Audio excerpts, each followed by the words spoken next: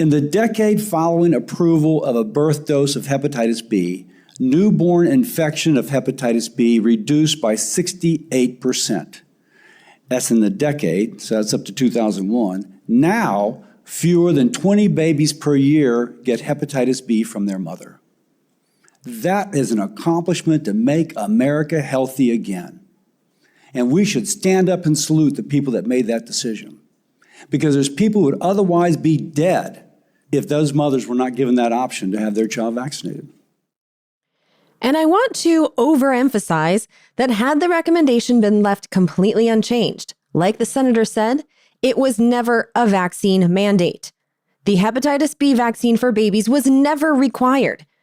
Had the recommendation remained as it was, the most direct effect is that it would have required health insurance companies to pay for the vaccine for the baby. And so changing it could give health insurance companies room to wiggle out of paying for the vaccines. And yet that is exactly what RFK Jr.'s ACIP picks facilitated.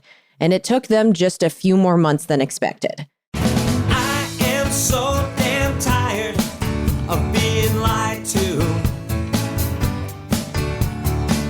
I don't think I can deny it anymore.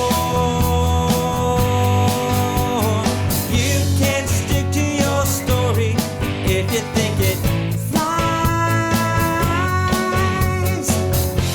but I'm not gonna buy it anymore. Hello, my friend, and thank you for listening to the 328th episode of the Congressional Dish Podcast. I am your host, Jennifer Briney. And today's episode is going to be a two-parter. In the first half of this episode, I'm going to give you a summary of what happened in Congress in November, including what was in the law that ended the shutdown and all of the other new laws that were signed. And don't worry, it won't take long because they didn't do much. But after that, we do need to do a follow-up to a recent episode. Because in episode 325, I played you highlights from two congressional hearings about Health and Human Services Secretary Ronald F. Kennedy Jr.'s decision to fire the Centers for Disease Control director after she had only been on the job for a month. She was asked to testify to the circumstances behind her dismissal, and woo boy, were they shady. In those hearings, though, there were discussions about a committee that makes recommendations about vaccines and about fears that both senators and witnesses had for an upcoming meeting.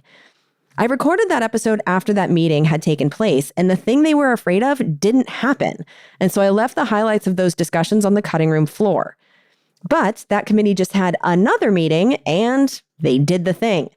They changed their recommendation for the hepatitis B vaccine for infants, the most vulnerable of humans.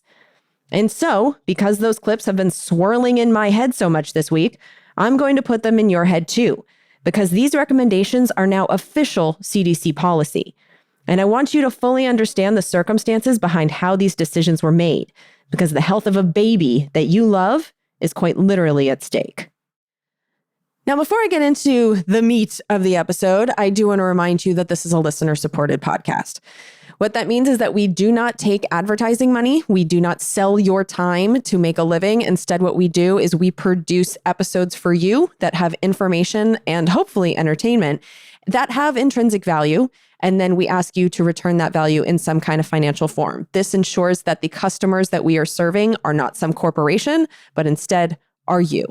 And so the way that we do this is we have all kinds of different ways that you can pay for the show. Those are listed in the show notes and on the support page on congressionaldish.com. But by the way, when it comes to value, I do have to say that I think that the show notes are some of the most valuable things that we do. Because unlike pretty much every other podcast that exists, we give you all our sources. I think that trust is earned, and we earn it by letting you know where we get our information from. And that includes when I give you clips from a hearing like I'm going to do today, we give you the timestamps and the transcripts so that you can go into that hearing and watch what was said before, what was said after. I want you to be able to see these things in context. And that way you can check my work. And this is why people trust me, because when they do check my work, they tend to think that I'm being fair.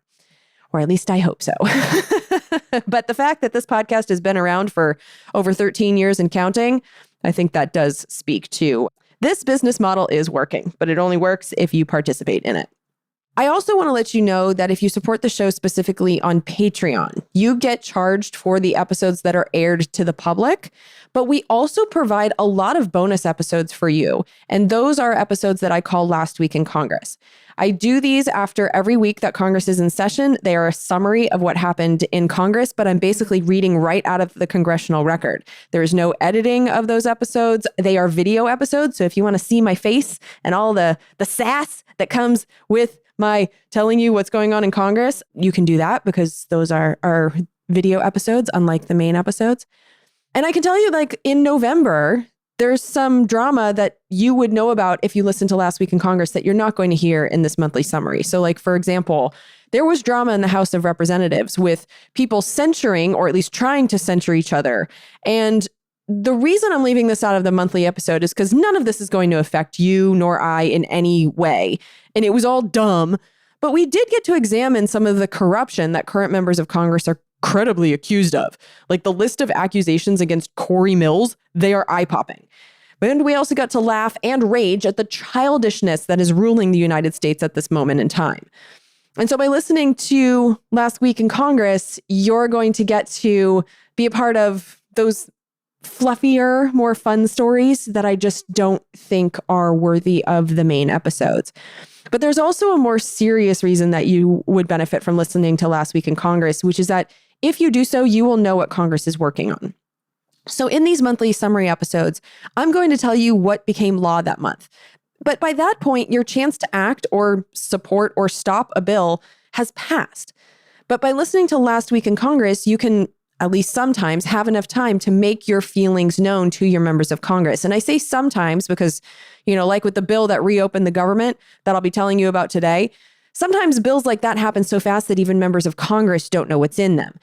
But there are plenty of bills that are moving through the process. And by listening to Last Week in Congress, you'll get a heads up before it's too late. And because my only notes for those episodes are the pages of the congressional record, if you give a damn about my opinions or find them entertaining or find it entertaining when I go into a full-on rage, that is far more likely to happen on Last Week in Congress when I'm processing this information in real time and without a filter. And I will tell you that I have yet to hear from a single person on Patreon who doesn't enjoy these episodes. Everyone seems to like them and feel better informed. And so please support the show and join the ranks of the better informed. And also, that helps keep Congressional Dish alive. And thank you if you are also supporting the show in another way, because I know that there's also plenty of people that don't want to listen to Last Week in Congress and send in Venmos or PayPals or paper checks, and we love you so much. And so, yeah, if you're supporting the show, thank you. And if you're not, please do. So let's get into what happened in November. And of course, let's get started with the shutdown. Now, I have talked a lot over the past 2 months about how the shutdown happened and why it was continuing. And it really does boil down to the Democratic Party wanted to attach dingleberries to government funding that would not become law if they were proposed on their own. And so when the shutdown was finally ending, here's how it went down. On November 6th, this was 2 days after there were off-year elections that Democrats had completely swept. And there was a Senate Democratic caucus meeting where they decided what they were going to do with the shutdown. Were they going to take those victories and keep the government shut down and fight for the things that they said they were fighting for? Or were they going to cave? Well, we kind of got the answer the next day. And that's when the Senate Democrats publicly proposed a bill that would reopen the government and extend the Affordable Care Act subsidies for 1 year. Now, the Affordable Care Act subsidies that they were trying to extend were extra subsidies that were put in place during COVID. So we were in the middle of a global pandemic. They wanted more people to get health insurance. And so they made the subsidies for people to buy insurance on the Affordable Care Act exchanges more generous. It's those more generous subsidies that are expiring at the end of this year. And so that's what the Democrats were trying to attach to the bill. That's pretty much all they were telling the American people that they were asking for the whole time. But you, as an actually informed listener to Congressional Dish, know that that was bullshit. Because the Democrats' bill that they were pushing for up until November 7th had a lot more in it. They were trying to repeal all of the Medicaid cuts from the big, beautiful bill. They were trying to refund the Corporation for Public Broadcasting. And in multiple ways, they were trying to handcuff Trump's government wrecking ball of a person, Russell Vought, who is the head of the Office of Management and Budget. It wasn't until November 7th, 5 weeks into the shutdown, that the Democrats actually proposed the bill that most of the country thought they were fighting for the whole time. And predictably, the Republicans rejected it. After the Republicans rejected the Senate's offer, 8 Senate Democrats, none of whom are up for re-election in 2026, partnered with Republicans on a compromise deal and passed it 60-40. Then the House finally returned to work after the Speaker of the House, Mike Johnson, shamefully had prohibited the House from working for a month and a half in an unprecedented game of legislative chicken. And less than 48 hours after the Senate voted, the House then passed the Senate's compromise 222-209.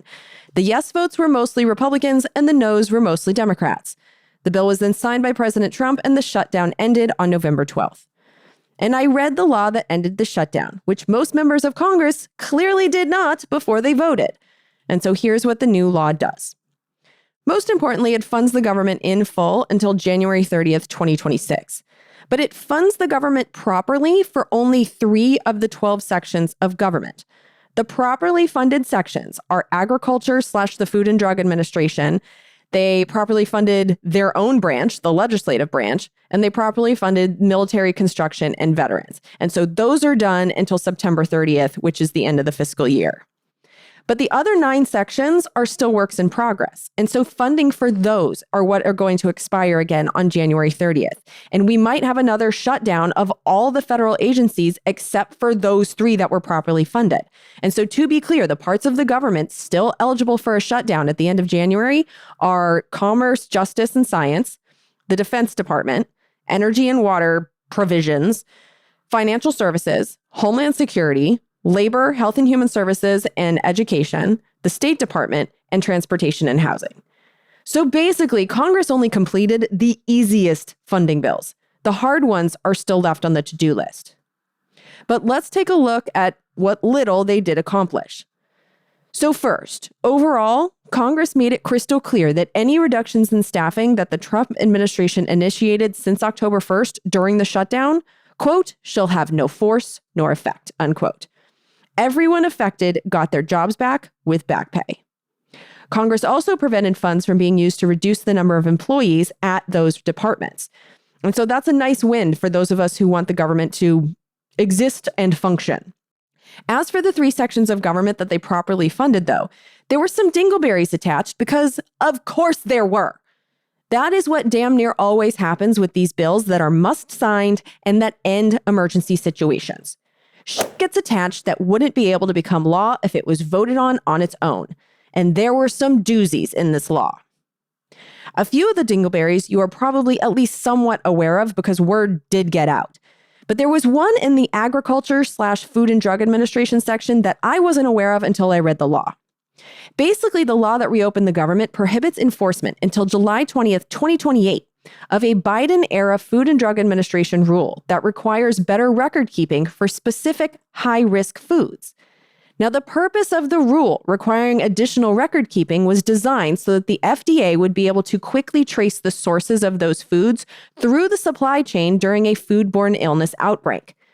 Because this was targeted only towards foods that are most likely to cause foodborne illnesses. The record-keeping requirements were never applied to all foods. This was not something that was broad.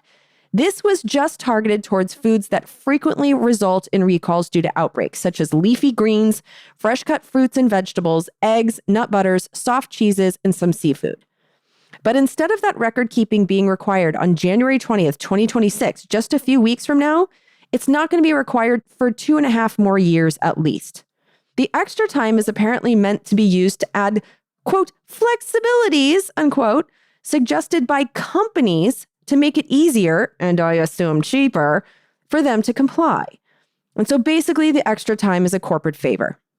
In the meantime, when there is an outbreak, the FDA will have to use the old, unnecessarily slow traceback methods to find the source of the outbreak. Investigations that were supposed to be expedited could unnecessarily take weeks or months because of the slower process, which means more food would likely be recalled than necessary, and most importantly, more people will get sick before the source can be identified. That's a pretty nasty dingleberry. It's a favorite industry with sick Americans as the acceptable side effect. Another dingleberry that no one saw coming was a dingleberry related to hemp, which was apparently inserted by Kentucky Republican Senator Mitch McConnell, the former Senate Majority Leader turned occasional vegetable, who doesn't want us to have access to hemp-derived synthetic products like Delta-8 and Delta-9, which are compounds that closely mimic the effects of marijuana, but which were essentially existing in a legal loophole and therefore kind of unregulated. Now, some people might not like that framing of the situation of it being a legal loophole, but it's true. I lived for 2 years in Texas, where marijuana is illegal. And yet there were weed drinks in the bars and in gas stations. Weed gummies are sold all over the place. But the thing is, none of them have marijuana in them. They have Delta-8 or Delta-9, the lab weed, as a friend of mine once described it. And I like those lab weed drinks and gummies, to be honest, and really couldn't tell the difference between those and the real things, which I can buy at dispensaries where marijuana is legal in places like Washington and California. And so Mitch McConnell may be a total narc, but he's not wrong on the facts here. If we put our personal opinions aside, because we all know that I'm on the all of this stuff should be legal camp, but if I put that aside, the law is the law. And in states where elected officials have decided to keep marijuana prohibition alive, this Delta-8 and Delta-9 stuff is making a mockery of those laws. Now, the way this loophole was created was via the 2018 Farm Bill, one of those huge laws that no one reads. And to be honest, I actually didn't even read that entire law, although I had read and produced an episode about the Farm Bill that came before it. So I'm familiar with it, but that particular one, it just got skipped. But in 2018, that Farm Bill excluded hemp from the definition of marijuana and THC. And that's an action that makes a lot of sense. Hemp can be used for many things beyond getting high. Hemp is a renewable source for paper and clothing, bedding, and building materials. Hemp is also edible and found in products that don't get you stoned. Hemp is used to create seed oils and protein powder, milk alternatives, flour. And hemp is used to create CBD products, which is a powerful anti-inflammatory that doesn't get you high unless it's paired to THC. Like, I had a wrist injury last year and I bought some CBD lotion, and I swear to God, it was like a magic potion. Hemp is a product that should be legal. And so what Mitch McConnell, the narc, is trying to do with his dingleberry is try to keep the hemp that doesn't get us high legal while making it much harder to use it to create THC products. The way the new law does this is by changing the legal definition of hemp to exclude from the definition of any legal hemp any cannabinoids, the stuff that does get you high, that are produced or synthesized outside of the plant, which is how people extract Delta-8 and Delta-9. It also changed the total amount of allowable THC in a final consumer product to an extremely low amount, not nearly enough to even give you a buzz, even if you ate the whole container of whatever it is. This change effectively redefines the products that I've been buying in bars and in gas stations and dispensaries all over the marijuana prohibition states to make them controlled substances, and therefore make it possible for them to be regulated like hard drugs, and for those of us who enjoy them to be punished, sometimes harshly, under anti-marijuana laws for using them. Now, if you're still seeing these products available, don't worry just yet, because this McConnell dingleberry hasn't taken effect yet. The law doesn't go into effect for a year after the government reopening law was signed. And so this hemp-related dingleberry is scheduled to go into effect on November 12th, 2026, a week after the midterm elections. But this law, it doesn't just affect stoner peasants like me. Since 2018, there has been a huge multi-billion-dollar industry that has been created selling this lab weed in products. And those are some deep pockets who are going to be lobbying hard to get this repealed and who are going to challenge this prohibition in court. And so we'll see what happens. But for now, clock's ticking.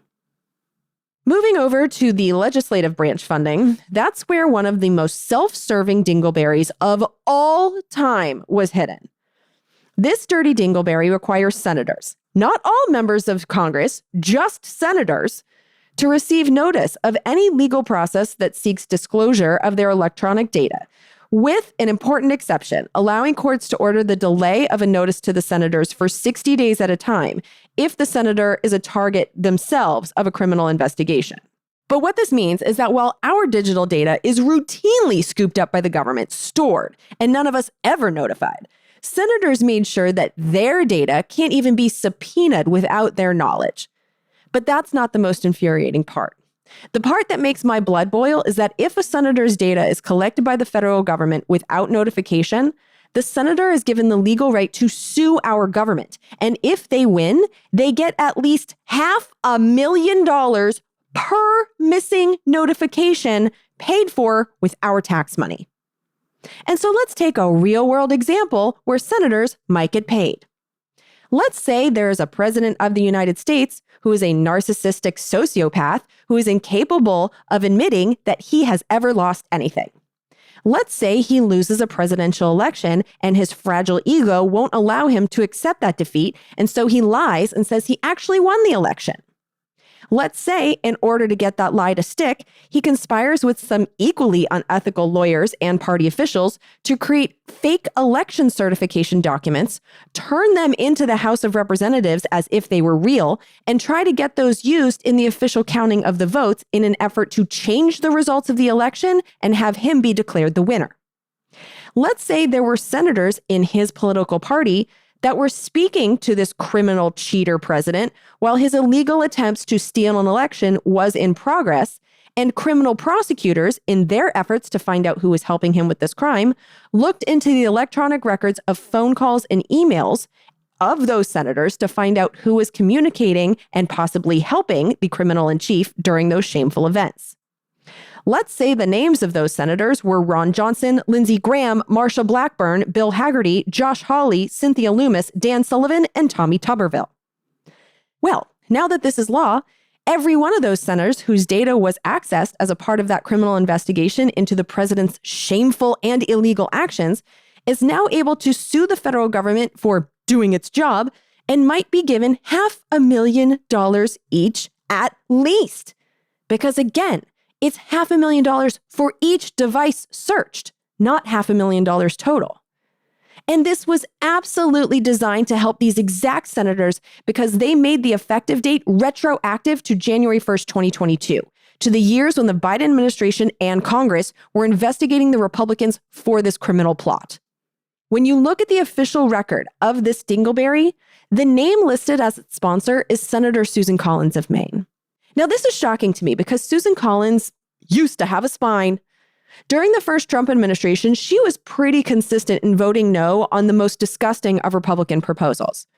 Time after time during the first Trump administration, I was saying all Republicans voted yes, except for Susan Collins and Lisa Murkowski. But in this Congress, Lisa Murkowski has been standing up all on her own. Susan Collins has been a much more consistent yes on the Trump administration's worst nominees and the Republican Party's legislative cruelty than she ever was in the past. But this I did not expect from her. And by the way, she is up for re-election or firing in 2026 in Maine. But there's another name that deserves an equal amount of blame for this getting snuck into law, and that name is Senate Majority Leader John Thune. Because while Susan Collins is listed as the sponsor, the official record says that the dingleberry was submitted and proposed by John Thune. And for their part, members of the House, who again were not included in this protection or the payday, they claim that they didn't know that this was hidden in the bill. And I kind of believe them because the House wasn't at work. Remember, they were sent home on vacation for like 6 weeks. And so after the Senate had passed this bill, they were traveling on that Wednesday to get back to DC so that they could vote. And this bill was passed by the House with less than 48 hours after it had passed the Senate. They didn't have a lot of time. This was hundreds of pages long. And so after the government reopened, they voted in the House unanimously on a standalone bill to repeal it. But what happened to that bill? It went to the Senate, where it is dying because Lindsey Graham, one of the despicable 8 who qualifies for the $500,000 at least payday, he blocked the bill from even getting a vote in the Senate. And for what it's worth, Lindsey Graham also confirmed that he does intend to sue and seek our tax money. Just when you think you've seen the lowest the Republicans can go, they do this. And I hope they get wiped out during next year's elections. Every one of them deserves it. But you know what? That goes for the Democrats too, because they started this shutdown and lied about their goals throughout almost the entire thing. They set up the emergency situation that allowed these dingleberries to become law. They know what happens when you have an emergency situation. They know the dingleberry game, and they did this anyway. And in the end, we got nothing for what they said was a righteous effort to get us affordable health care. But the Democrats were never trying to actually fix our for-profit healthcare system. They were always aiming too low, if their efforts were even real. Because their solution, or the one that they were telling us they were going for, the ACA subsidies, that solution was to funnel $35 billion of our tax money to the insurance companies to help us pay their ransom for healthcare. The Democrats never proposed doing anything to force them to lower the premiums. They never proposed removing any middlemen from our system entirely. Middlemen like pharmacy benefit managers or health insurance companies themselves. The Democrats shut down our government for a band-aid of a solution, didn't get it, and opened the door for an excellent dingleberry opportunity, which the Republicans capitalized on. I know that people with DC bubble brain think that the shutdown was a political win for the Democrats because it looked like they did something, but I will never forgive them for it. This entire debacle is why I've been advocating that we fire them all for years. They all deserve it. We are being governed by selfish assholes and fools. And the worst part is that we only have ourselves to blame for continuing, Congress after Congress, to keep these dinosaurs in their jobs. This Congress, everything they're doing is what a lack of accountability looks like. Speaking of a lack of accountability, let's talk about Jeffrey Epstein and the Epstein Files Transparency Act, which, I will admit, my crystal ball was totally wrong about because it did become law. It all started with a discharge petition, which is a way to force a Speaker of the House to allow a vote to happen. The discharge petition has to be bipartisan because it requires half of the House to sign on to it. It requires 218 signatures. Well, Mike Johnson and Donald Trump tried real hard to prevent those signatures from accumulating to 218. The most recent and again unprecedented way that Mike Johnson tried to stop the signatures is that during the shutdown, he refused to swear in Adelita Grijalva to her seat in Congress for weeks after she won a special election. Now, the bullshit that he spewed to justify this is that he said that he couldn't swear her in during the government shutdown, but the entire House of Representatives has been sworn in during a government shutdown before, and so that was a bald-faced lie. Just another shameful, unprecedented low for a Congress that seems to know no bottom. But the shutdown did end, and the House did return to work, which is when he had to swear in Adelita Grijalva to her seat to represent her district in Arizona. And she immediately became the 218th signature on the Epstein discharge petition, which forced Speaker Johnson to allow a vote on the bill. And this is where the surprises began, because I know I did not expect Epstein's former bestie, President Donald Trump, to release from his tiny hands the asses of his congressional puppets and allow them to vote freely on that bill. And Speaker Mike Johnson, after being granted freedom to govern, brought the bill to the floor pretty quickly. I mean, after months of extreme efforts to not bring the bill to the floor, but you know what I mean. And so on November 18th, the vote in the House happened, and it passed 427 to 1. The one no vote, for what it's worth, was Clay Higgins, who said it didn't do enough to keep information about victims secret, even though it clearly keeps information about victims secret. But Clay Higgins is one of the dingiest of dingbats in a Congress full of dingbats, and so, don't hurt yourself trying to rationalize anything he says or does. But before the bill had even officially arrived in the Senate, because bills do need to be physically delivered, the Senate had already passed it by unanimous consent. So there is no recorded vote on that. It was basically, does anyone object? No one objected. and it passed the Senate. And so when you look at the official record, it officially passed the Senate when the bill was delivered the next day on November 19th. And President Trump, also to my surprise, immediately signed it. And so what the law does is it requires that the Attorney General, quote, make publicly available in a searchable and downloadable format all unclassified records, documents, communications, and investigative materials in the possession of the Department of Justice, including the Federal Bureau of Investigation and U.S. Attorney's offices that relate to Jeffrey Epstein and Ghislaine Maxwell. Specifically, the law requires the release of flight logs, names of individuals named in the investigations, corporate and other entities with ties to Epstein financially, any immunity deals that were signed, internal DOJ documents related to their decisions to whether or not to charge people, and documents about the circumstances around Jeffrey Epstein's probably not a suicide. Now, there are some permissions that are in this law that are going to allow the Trump administration to hide things. So they can hide personally identifiable information about victims. They can hide descriptions of child sexual abuse. They can hide images of death, abuse, or injury of any person, which means they can hide images about Jeffrey's probably not a suicide, and anything that would jeopardize an ongoing investigation. And this is why it's shady that Donald Trump demanded that his puppet Attorney General, Pam Bondi, open a new investigation into Bill Clinton's relationship with Jeffrey Epstein, because any new investigation is a shield of information. They're also able to hide, quote, information specifically authorized by an executive order to be kept secret in the interest of national defense or foreign policy that are in fact properly classified pursuant to such an executive order, unquote. And that's the biggest loophole of them all, because who issues executive orders? Donald Trump. But regardless, the items that are going to be released are required to be released no later than 30 days after the law was signed, which I'm pretty sure makes the deadline Friday, December 19th. In fact, whatever is being released might already be out by the time you hear this episode. So that'll be fun. And to wrap up this November summary, let's now look at the other 3 laws that could impact your life that were signed. These were not big deals. I'm pretty sure I can tell you about all of them in under a minute. So let's go. First law to be signed was the Internal Revenue Service Math and Taxpayer Help Act. This requires the IRS to notify us about mathematical errors they made on our taxes. And in their notification, they have to give us instructions about how to request the error be fixed.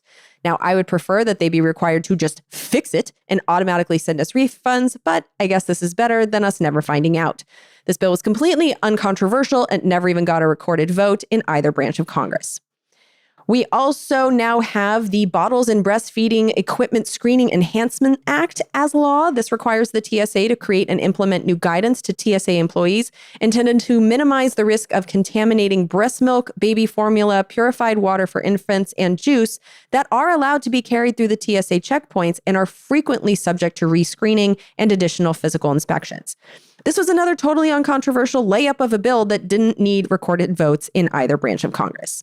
And then finally, we have a new law, which is called the Veterans Compensation Cost of Living Adjustment Act of 2025. This new law requires the Department of Veterans Affairs to increase the amounts payable for wartime disability compensation, additional compensation for dependents.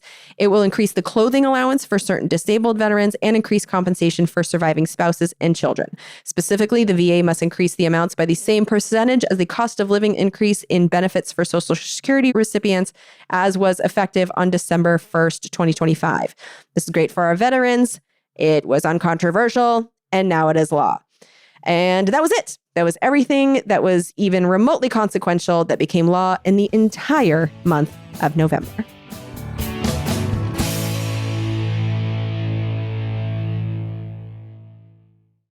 So now we have to do a follow-up to episode 325 called Politics Trump Science at the CDC. I put the link to that episode for you in the show notes, and I highly recommend you listen to it. But that was the episode about the Centers for Disease Control and Prevention Director, Susan Monterez, who was fired by the Health and Human Services Secretary, Robert F. Kennedy Jr. After she was fired, she was called by the Senate Health, Education, Labor, and Pensions Committee on September 17th to tell the committee, which was the same committee which had vetted her for the CDC Director job, to tell the committee why she was fired after less than a month. At the center of her firing were disagreements about ACIP recommendations. ACIP stands for the Advisory Committee on Immunization Practices, and it's a federal advisory committee that provides expert guidance on how vaccines should be used in the United States. The CDC Director reviews their guidance, reviews their recommendations, and then makes the final decision about whether or not those recommendations will become official CDC policy and guide the health decisions of Americans. ACIP has been in some unprecedented turmoil during the second Trump administration because RFK Jr., as Health and Human Services Secretary, fired all 17 members of the ACIP in early June and replaced them with people that RFK Jr. likes better. And the new RFK Jr. spiced version of ACIP is concerning to experts all over the medical community, including the CDC director that RFK Jr. picked and then quickly fired, Susan Monterez. Here's some of her September 17th testimony to the Senate. Tomorrow, the reconstituted ACIP will meet. Its composition has already raised concerns from the medical community. Based on what I observed during my tenure, there is a real risk that recommendations could be made restricting access to vaccines for children and others in need without rigorous scientific review. With no permanent CDC director in place, those recommendations could be adopted. Like I said, she was testifying on September 17th because RFK Jr. had fired her. And so here's the summary of why she was fired. And for all of the details, please listen to episode 325. On the morning of August 25th, Secretary Kennedy demanded two things of me that were inconsistent with my oath of office and the ethics required of a public official. He directed me to commit in advance to approving every ACIP recommendation, regardless of the scientific evidence. He also directed me to dismiss career officials responsible for vaccine policy without cause. He said if I was unwilling to do both, I should resign. I responded that I could not pre-approve recommendations without reviewing the evidence, and I had no basis to fire scientific experts. He told me he had already spoken with the White House several times about having me removed. So that was the topic of episode 325. And so why am I bringing this all up again? Well, when I created episode 325, the ACIP committee had met, and it didn't make any changes to the recommendations for infant hepatitis B vaccines. And so I didn't include the discussion of that particular vaccine in the episode because it didn't seem relevant at the time. But hepatitis B was a frequent topic of discussion in that hearing. And since that episode aired, ACIP met again, and RFK Jr.'s hand-picked ACIP members made the recommendations that the senators and witnesses were afraid that they would make. And so today I'm going to play those parts of the hearing for you because their recommendations were just officially adopted by the Centers for Disease Control and Prevention. And you and or someone you love might be in the process right now or in the near future of using official U.S. federal government recommendations to make important decisions about a child's life. And so you should know how those decisions are currently being made. So first, the hepatitis B virus, which the vaccine prevents, is a virus which can cause serious, potentially fatal health problems, including liver cancer and cirrhosis. Now, out in the wild, hepatitis B is often referred to as a sexually transmitted disease because it is. But it isn't only a sexually transmitted disease. Before hepatitis B vaccines were recommended for all children, each year about 18,000 infants and children were infected with the virus. About half of those children were infected during delivery or shortly thereafter because their mothers were infected. The other 9,000 often never knew when, where, or how they were exposed to the virus. And that's because hepatitis B can be transmitted in amounts of blood that are not visible to the naked eye. Some body fluids have also been demonstrated to spread the virus, likely because of undetectable quantities of blood. And so these body fluids can include semen and vaginal fluids, hence the sexually transmitted disease, but also saliva. It can be carried in spit. Like I just spit on my microphone on accident. I just gleeked all over it. My husband says that gleek is not a term that is commonly used, but it's when you just open your mouth and spit just flies out. It seems like it comes from under the tongue. I don't know. But I know that phenomenon as gleeking, and it just happened. And the point that I'm trying to make is that spit just flies out of our mouths all the time with no hanky-panky required. Which means that hepatitis B can be spread by ordinary household contacts, as well as by people in daycares or schools or grocery stores, literally anywhere. And we can't count on the people with hepatitis B in the United States to take precautions to protect others. I mean, look what happened during COVID. We asked people to put a piece of cloth over their mouths to contain their spit, and millions of Americans acted like they were being tarred and feathered. But in addition to the proven selfishness of way too many Americans, about 1 in 2 people with chronic hepatitis B infections don't even know they have the infection. And this is really important in regards to vaccinations of infants, because the younger a person is when they're exposed, the more likely it is that they will become chronically infected. This is a disease that Senator Bill Cassidy was particularly concerned about in the hearing, and here's why.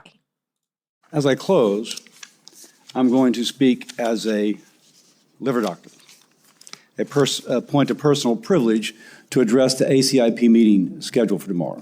Folks know I'm a physician. As it turns out, I am a hepatologist, which is a liver specialist, and have published papers on liver disease and have seen people die from hepatitis. That was my practice of how do you teach students how to avoid this and how do you treat the patients that have it. And this was Senator Cassidy's specific concern on the eve of the September ACIP meeting. One thing that reportedly is going to be discussed at the upcoming ACIP meeting is ending the recommendation for the birth dose of hepatitis B vaccine. Now again, this was my practice for 20 years before I entered politics. More than 90% of infants, let me start over. For those who say, why should a child be vaccinated for a sexually transmitted disease when they're at birth?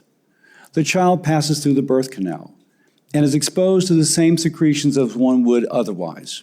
And that passage through the birth canal makes that child vulnerable to the virus being transmitted. Not just hepatitis B, it can be HIV, it can be other things. But in terms of hepatitis B, that happens. If that child is infected at birth, more than 90% of them develop chronic lifelong infection. Now, we'll talk about the consequences of that in a second. Before 1991, as many as 20,000 babies were infected with hepatitis B in the United States of America. And that changed when the hepatitis B vaccine was approved for newborns. And by the way, as Dr. Menorez says, this doesn't mandate. It doesn't say you can't leave the hospital unless you get it. It just says that if the mother accepts, then the insurance company has to pay. It's not mandated. It's just like, mama, if you think it's a good idea, accept it. In the decade following approval of a birth dose of hepatitis B, newborn infection of hepatitis B reduced by 68%. That's in the decade, so that's up to 2001. Now, fewer than 20 babies per year get hepatitis B from their mother. That is an accomplishment to make America healthy again. And we should stand up and salute the people that made that decision. Because there's people who would otherwise be dead if those mothers were not given that option to have their child vaccinated. And I want to overemphasize that had the recommendation been left completely unchanged, like the senator said, it was never a vaccine mandate. The hepatitis B vaccine for babies was never required. Had the recommendation remained as it was, the most direct effect is that it would have required health insurance companies to pay for the vaccine for the baby. And so changing it could give health insurance companies room to wiggle out of paying for the vaccines. And yet that is exactly what RFK Jr.'s ACIP picks facilitated. And it took them just a few more months than expected. Because like I said, I left these hepatitis B clips out of episode 325 because the recommendations had remained unchanged after the September ACIP meeting. But it turns out that RFK Jr.'s ACIP appointees actually tried to change them in that September meeting, the one that took place the day after the hearing. But as NPR described it, the meeting, quote, descended into chaos, unquote, and the committee had to postpone the decision to the December meeting. Well, the December 5th meeting happened, and in that meeting, they changed the recommendations in the way that Senator Cassidy and the medical experts in the hearing had feared.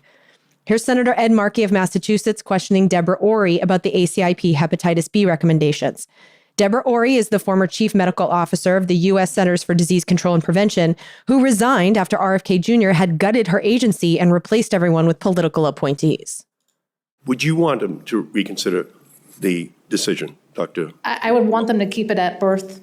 I think there's a lot of moms that don't know they have hepatitis that can then transmit it to their baby. And even if the mom is hepatitis B negative, we don't know what the home situation is. But that's not what they did. In the December meeting, ACIP decided in an 8-3 vote to recommend hepatitis B at birth only for infants born to women who test positive for the virus or whose status is unknown. Women whose hepatitis B status is negative would just be directed to talk with their doctors about vaccination. But the hepatitis B vaccine is no longer recommended at birth for their children.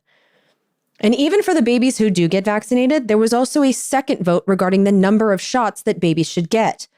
Full immunization of infants involves 3 shots. Usually one is given at birth, a second one is given at 1 to 3 months later, and a third is given at 6 to 15 months of age. Well, the ACIP panel voted 6-4, with one member abstaining, to recommend testing children's antibody levels after each hepatitis B shot to determine whether additional shots are needed. The result may be that some children get 1 or 2 shots instead of the standard 3 shots. And this is concerning because according to Dr. Adam Langer, a CDC official in charge of the agency center that includes hepatitis prevention, he said during the ACIP panel's discussion that clinical studies of approved hepatitis B vaccines tested a 3-shot regimen. And so stopping at 1 or 2 shots based on antibody testing would be making an assumption about efficacy that wasn't tested and therefore isn't supported by existing data. Which made me think of this exchange from the hearing between liver doctor turned Senator Bill Cassidy of Louisiana and Deborah Ori, who is the former chief medical officer in the before times at the U.S. Centers for Disease Control and Prevention. And in preparing materials for the meeting, were you told to disregard science or to enhance science, or what were you supposed to do?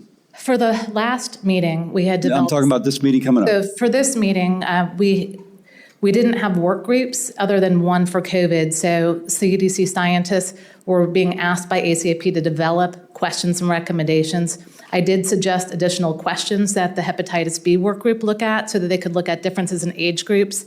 The senior advisor was concerned that could bias moving away from a birth dose. I asked how asking questions and providing data could do bias if we didn't have the answers yet. Biased against moving away from, you're suggesting that they wanted to move away from the birth dose, but they were afraid that your data would say that they should retain it? Correct. That's okay.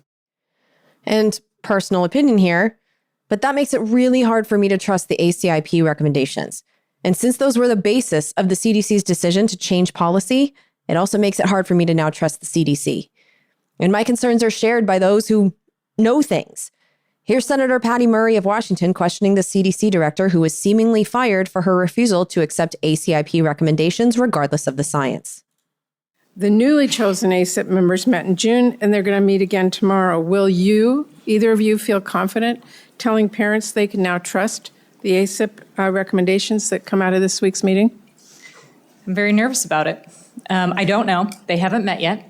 I know that the medical community has raised concerns about whether or not, again, they have the commensurate backgrounds to be able to understand the data and the evidence and to evaluate it appropriately. I haven't prejudged. I don't know what will happen, but I certainly will be watching. And so where does that leave us now? Well, ACIP has provided the recommendations, and the acting CDC director decided on December 17th to make them official CDC policy. And so who is this dude who has not been confirmed by the Senate? Who made that decision? Well, since Susan Monterez was fired, the acting director of the CDC has been Jim O'Neill. Jim O'Neill has degrees from both Yale and University of Chicago, but neither of them are medical degrees. His work experience seems to be how he rose to this position, first working in the government during the W. Bush years, starting as a speechwriter for W. Bush's Department of Education, and then moving over to Health and Human Services to again write speeches. But he worked at Health and Human Services for almost the entire W. Bush administration and rose to Principal Associate Deputy Secretary. But ever since then, ever since the end of the W. Bush administration, Jim O'Neill has been a professional investor. He was the managing director of Clarium Capital Management in San Francisco, and around the same time became the co-founder and acting CEO of the Thiel Foundation, as in Peter Thiel, as in the oligarch who is bankrolling J.D. Vance's career. Jim O'Neill was also the managing director at Mithril Capital, which is Peter Thiel's venture capital firm. And in addition to being a part of the Peter Thiel cartel of influence, a cartel of humans who pretty clearly act to promote elite rule instead of democratic governance, Well, Jim O'Neill has also been an advisor or director or both at least 8 companies that profit from selling medical devices, including a vaccine research and development company. And so Jim O'Neill's medical experience is not medical at all. He's a health industry profiteer, and he is in no way qualified to decide if the science presented to ACIP was sound.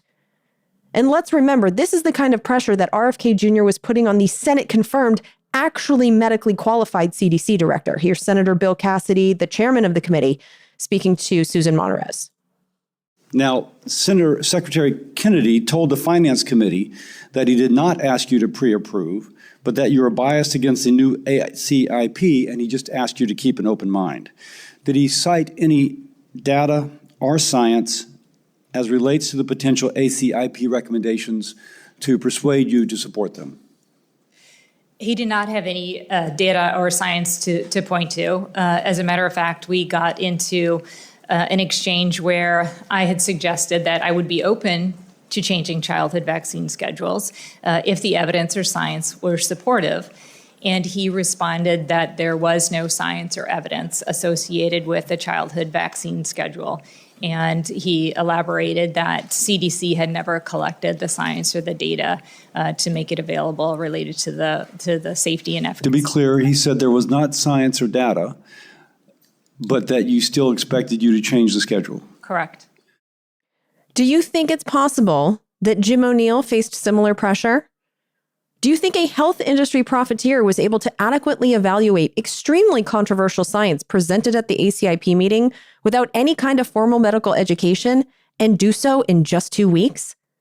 Do you trust this process or these people? You know, I'd really hate to be a confused, especially cash-strapped new mother right now. And so I can tell you what I'm going to do knowing this information about how decisions are currently being made at the CDC and by whom. Now, this is not medical advice. This is just my personal plan. But anytime I need official advice on what to do in terms of vaccines or other health-related questions, I won't be looking to official CDC recommendations anymore, not while Jim O'Neill is in charge.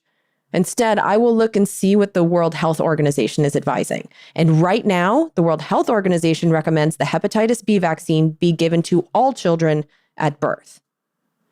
Now, this is bleak, I know, but I will give you a political bright side, or bright-ish side, because none of this is bright. But Senator Bill Cassidy, he's the chairman of this committee, and he's a doctor. And as you heard, he is particularly concerned with hepatitis B. He focused a significant portion of his personal time in the hearing focusing on hepatitis B. And I have a strong suspicion that behind closed doors, Senator Cassidy is pissed. What my crystal ball tells me is it's going to be really hard for Jim O'Neill to make it through Cassidy's committee or through a Senate floor vote for a confirmation for CDC director with Cassidy's support. Not that President Trump has even bothered to nominate Jim O'Neill. So Jim O'Neill, I just find it very unlikely that he will be advanced and given legitimacy as the actual CDC director after this happened. But Jim O'Neill, he's a symptom. He's not a cause of the problems at CDC. The real problem is the head of the entire department, the Department of Health and Human Services, Ronald F. Kennedy Jr. And Senator Cassidy, he was very hesitant to confirm RFK Jr. to that job. But Cassidy is one of the loyal partisans in the Republican Party, and he votes constantly with the Republicans. And he did so on RFK Jr.'s nomination. But Cassidy has already started to sour publicly on RFK Jr. We saw it. His was the first hearing that I've watched from a Republican-chaired committee that I would classify as real oversight in this Congress. And this change to the hepatitis B recommendation is only going to further light a fire under his ass, especially if the good people of Louisiana call his office and email his office and show up at his office and town halls and light some more matches, metaphorically, of course. But I put a link to his campaign website's contact page in the show notes for you to make it a little easier to reach the people who are telling him what is popular and what is not. But I do think that Senator Bill Cassidy can be righteously swayed to really police RFK Jr. And I think that if Bill Cassidy gets mad enough, because Bill Cassidy is not considered one of these like pain in the ass rhino figures like Tom Massey or Rand Paul or Lisa Murkowski. This dude is a loyal elephant. And if Cassidy turns on RFK Jr., I think other Republicans will too.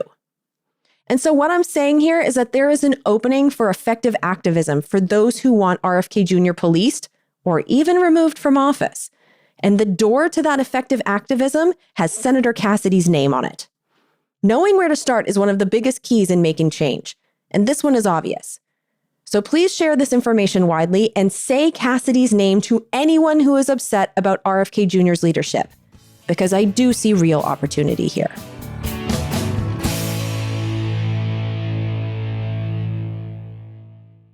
So I am not the only person who gets credit for creating these episodes. I also share the byline with lots of other people who are executive producers of this show. And you can become an executive producer too. The way that you do it is you contribute $535 cumulative dollars. So it can be a lump sum, or you can subscribe on Patreon and build to an executive producer credit over the years. But every time you hit $535, a number we picked because it's $1 for every member of Congress, and it really does help pay a significant portion of the production of an episode. But what you do with your producer credit is you get to put it on an episode of your choice, which lends your vouch for that episode and moves it up our most valuable episodes list, which is where I send all new people who want to know where to start with over 13 years worth of episodes. And I've got to say, the list that you guys have created, I think is pretty accurate. And I really love that we have Sean Newman now as an executive producer on Congressional Dish 327. That is the 23andMe episode. And so now that is on the most valuable episodes list. So thank you, Sean. You have been a producer of this show for a really long time. I love to share the byline on that episode with you. Also, I just want to put a call out there to someone who sent in enough money for an executive producer credit for the episode that I was just talking about, for 325, about the firing of the CDC director. You know who you are. I did see your payments, but we don't know if you want an executive producer credit for that episode. So if you can please reach out to us, because we don't have your email address, and let us know if you want to put an EP credit on that. We would absolutely love to, but we're not going to do that without your permission. But thank you for those contributions. Thank you everyone for your contributions. I'm excited to still be doing this job, as frustrating as the content is for myself and all of you who listen. I know we're waiting for happy days to come to Congress, and these ain't them. These ain't them. But also, in addition to our producers and executive producers, there are also people who physically work on the show. So thank you, Claire. She's my production and research assistant. I cannot imagine doing this without you at this point. Same with Mike at Pro Podcast Solutions. We've been working together forever, and he makes me sound like I don't have marbles in my mouth. I'd like to thank Mark at podcastbranding.co. He designed our website and does the security. I would like to thank my sister Lauren, who does the executive producer services. So basically, like anytime you have an issue with billing, Lauren's the one who deals with it. Speaking of money, I would like to thank my dad and stepmom, Robin, because they take care of my taxes, because in that way I am still a child. And as always, I'd like to thank our guardian angel, Brian Karras, for providing us with the AI art that we now have to use for our episode covers now that you have left this earth, but we will love you forever. All right. That's it for November. I do have one more episode for you guys for this year. It's not a happy one, but it's a necessary one because there was a shadow hearing. It actually was with senators and members of the House because it wasn't official hearing, because the Republicans refused to have official hearings about what ICE is doing to immigrants and American citizens all over this country. And when I say is doing, I mean snatching us off the street and throwing us in prison without us being officially arrested or charged with anything. And so some people that happened to, all of them American citizens, testified to the Democrats. And I want you to hear their testimony because it's some fascinating stuff. And then 2 days later, Kristi Noem, who's the head of the Department of Security, she then testified. So after this stuff was already a part of the official record, and she was asked questions. And so you get to hear all of that during the holidays. I wish I could be one of those podcasters that's put something fluffy out there for the holidays, but this is just not a fluffy time. So we have one more serious episode, and then we will move into the second year of this Congress. Although I will say this is my silver lining, and I think it's a really, really big one and an important one. At the end of 2025, we will have gotten through the most dangerous year of the second Trump administration, because The first year is when they are furthest away from all the elections. So the furthest away from being held accountable for anything that they're doing. Next year is the midterm elections. So the Congress is going to start to pay more attention to what we want. And if what we want is oversight of the Trump administration, which right before I recorded this, I was in a rage, to be honest with you, because the Trump administration bombed 3 more boats with people that we don't know who they are or what they were doing, but they were certainly not causing us any danger. So we are now up to, I believe, 25 boats that they have bombed and over 95 people that the Trump administration has murdered. I am so angry about this. I want real accountability for this, and I'm seeing members of Congress absolutely livid about this. So I think accountability might be coming before the midterms, but members of Congress are going to be listening to us. They're going to be having town halls. And so I think this era of absolute lawlessness of the Trump administration, I don't think it's necessarily over, but I think it's going to be a little bit harder from here on forward. And then based on what happens in the midterm elections, if the Republicans lose one or both houses of Congress, then the next Congress is a completely different thing, which means that we actually might have the ability to remove this psycho from office. So there's hope on the horizon here. We've gotten through the worst part, and that I am actually celebrating. And I might say this all over again on the next episode, but I wanted to make sure that I said it here because everything right now feels really dark, but there's light. There's light ahead of us. And that's what I'm holding on to. All right. Thanks for listening. I'll talk to you soon. Bye. We're surrounded now by liars coming at us through our TV screens. We don't have a domestic spying program. They're content to fight in black and white despite of any in-betweens. We got a president who plays with the facts. And then he waves a flag to cover his tracks. As if a lie is alright, if the end will justify the means. Now we are so damn tired of being lied to. The polar ice caps aren't going away. We don't think we can deny it anymore.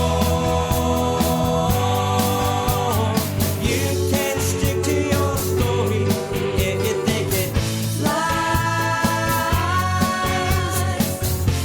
But we're not keeping quiet anymore. We are so damn tired of being lied to. Government jobs consume the profits of the private sector. We don't think we can deny it anymore. You can stick to your story if you think it flies. But we're not keeping quiet anymore. Now we're not keeping quiet. These bills represent common sense, bipartisan solutions that actually solve problems.